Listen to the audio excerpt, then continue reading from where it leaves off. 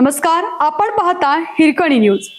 Hirkani news प्रत्येक क्षण ताज्या घडामोडी आणि महत्त्वाच्या प्रत्येक बातमीसाठी नेहमी तत्पर. इचलकरंजीमध्ये पाण्याचा प्रश्न मार्गी लावणार मुख्यमंत्री देवेंद्र फडणवीस. इचलकरंजीसाठी वाटेल तितका निधी देऊ आणि इचलकरंजीच्या पिण्याच्या पाण्याचा प्रश्न कोणत्याही परिस्थितीत सोडवू. इचलकरंजी महापालिकेच्या जीएसटी परताव्याचा प्रश्न आपण सोडवला असून आणखी निधी देऊ. शहराच्या सर्वांगीण विकासासाठी आम्ही कटिबद्ध असून 15 तारखेला तुम्ही आमची काळजी घ्या. पुढची 5 वर्ष आम्ही तुमची काळजी घेऊ, असं आश्वासन मुख्यमंत्री देवेंद्र फडणवीस यांनी दिले. मताच्या माध्यमातून आशीर्वाद द्या. इचलकरंजीत महायुतीचा सर्वात मोठा विजय होईल असा विश्वास त्यांनी व्यक्त केला. इचलकरंजी महापालिकेच्या पहिल्या निवडणुकीसाठी महायुतीच्या उमेदवारांच्या प्रचारार्थ मुख्यमंत्री देवेंद्र फडणवीस यांची विजयी संकल्प रॅली शनिवारी पार पडली.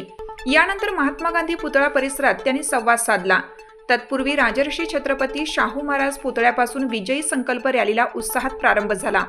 खुल्या जीपमधून मुख्यमंत्री फडणवीस व मान्यवर सहभागी झाले होते, तर मोठ्या वाहनांमध्ये महायुतीचे सर्व उमेदवार होते. ढोल ताशांचा कडकडाट, झांज पथकाचा निनाद, फटाक्यांची आतिषबाजी, जोरदार घोषणा आणि साथीला उत्स्फूर्त नागरिक अशा उत्साही वातावरणात मुख्य मार्गावरून रॅली निघाली. श्री शिवतीर्थ आणि श्री शंभूतीर्थ येथे मुख्यमंत्र्यांनी पुष्पहार अर्पण करून अभिवादन केलं. रॅलीमध्ये उच्च व तंत्र शिक्षण मंत्री चंद्रकांत पाटील, खासदार धैर्यशील माने, आमदार राहुल आवाडे, भाजप प्रदेश उपाध्यक्ष सुरेश हळवणकर, माजी आमदार प्रकाश आवाडे, राष्ट्रवादीचे जिल्हाध्यक्ष बाबासाहेब पाटील असुर्लेकर आदी प्रमुख उपस्थित होते. मुख्य मार्गावरून निघालेल्या रॅलीची महात्मा गांधी पुतळा परिसरात सांगता झाली. या ठिकाणी मुख्यमंत्र्यांनी प्रसार माध्यमांशी संवाद साधला. ते म्हणाले, महायुती सरकारने आजवर केलेली विकास कामे आणि भविष्यात करणारी विकास कामे यावरच मत मागायला आलो आहोत.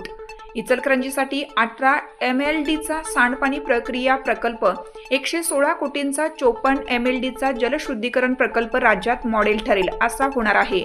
नगरोद्यान योजनेअंतर्गत 107 कोटी रस्त्यांसाठी तर पाणी पुरवठ्यासाठी अन्य कोट्यावधी रुपयांची कामे केली आहेत. आमदार आणि खासदार यांच्या पाठपुराव्यातून विकास कामे होत असून 489 कोटीचा ZLD प्रकल्प महाराष्ट्रात पहिल्यांदाच इचलकरंजीसाठी दिला आहे. यासाठी 100% अनुदानही राज्य शासनाने दिलं आहे. 32 कोटीचे जलकुंभ, नाट्यगृह नूतनीकरण, टागोर वाचनालय नूतनीकरण, मोठ्या तळ्याचे पुनर्जीवन आदींसह विविध कामे शासन आणि महापालिकेच्या माध्यमातून करण्यात येत आहेत. रोड शोच्या माध्यमातून जो आशीर्वाद दिला आहे त्याच्या दुप्पट निधी भविष्यात आम्ही शहराला देऊ, असंही मुख्यमंत्री फडणवीस म्हणाले. शहरे 65% GDP तयार करतात.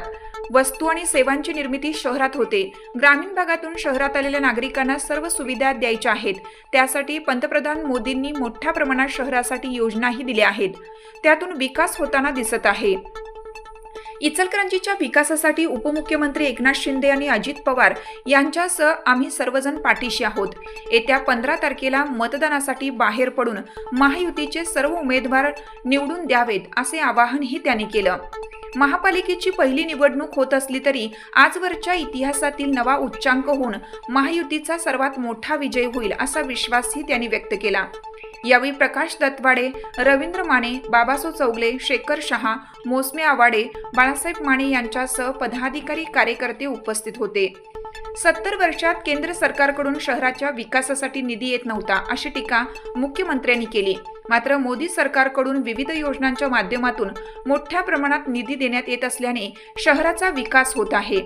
पंतप्रधान मोदी यांनी स्मार्ट सिटी, अमृत सिटी, स्वच्छ भारत, शहरी प्रधानमंत्री आवास योजना असे उपक्रम राबवत 30 ते 35 हजार कोटीहून अधिकचा निधी महाराष्ट्राला दिला आहे. हा निधी चुकीच्या हातात पडू नये, अन्यथा हा पैसा पुन्हा भ्रष्टाचारामध्ये फस्त होऊन जाईल.